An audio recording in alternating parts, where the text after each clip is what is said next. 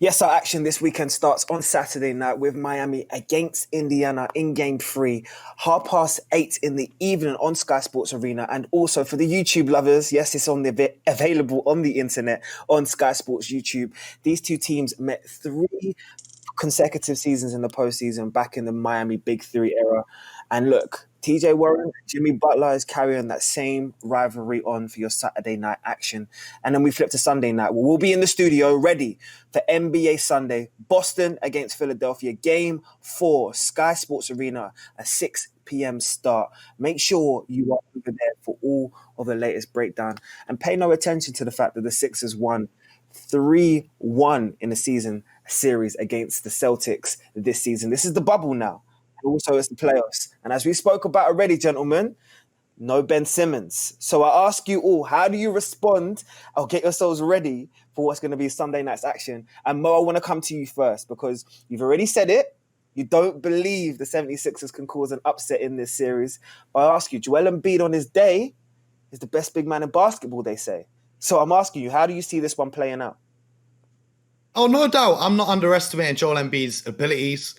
The thing that concerns me with Joel Embiid is almost his work ethic when he's on the court, because I saw a lot of times just his body language in the game last night, heading down to the fourth quarter, he's like sluggishly walking up the court. He didn't really look like he was all in and committing to winning that series because, they're missing an all-star point guard in Ben Simmons. So I don't know how that's affected the mentality of the team, whether they think it's a foregone conclusion, but I'm expecting this to be a tough series. I'm not expecting this to be an easy one for the Celtics. You saw last night how the Celtics built a big lead and the Sixers came right back into it.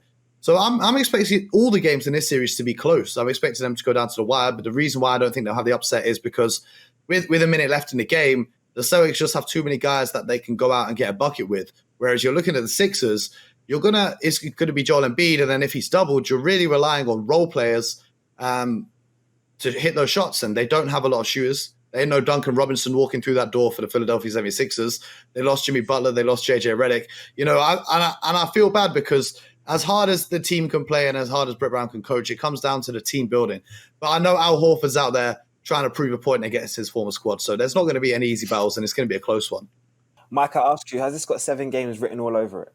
It's difficult to predict at this stage, but I ask you, do you believe it's got 7 games written all over it?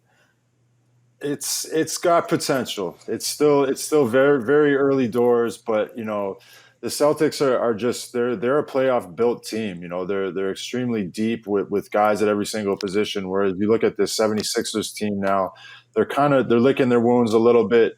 For them to win, Joel Embiid's going to have to step up big every night, but we're going to need those role players to really step up and to make a difference. Your guys like Tobias Harris and Al Horford and Josh Richardson, Shake Milton, these guys are going to come up, have to step up and have double figures every single night if they want to have a chance.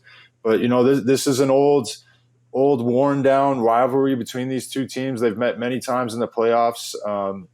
They've had some great battles this season. I'm really looking forward to watching this one unfold. And BJ, just a quick one to look as a preview for, I don't know if it's going to be a boxing match or a straight basketball one-on-one between TJ Warren and Jimmy Butler on Saturday night. How are you feeling about that matchup?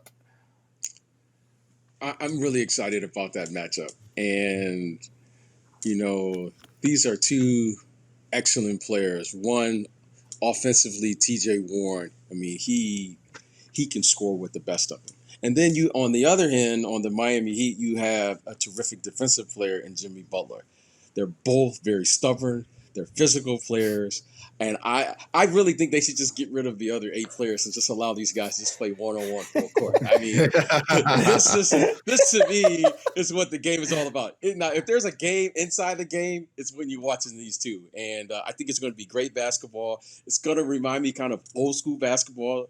And I expect the physicality of the game. And I'm really waiting to get back, get my popcorn, and watch this game. So I hope those two match up, let them play, and I hope the game is resolved out there on the court. Message to the referees, let the boys play.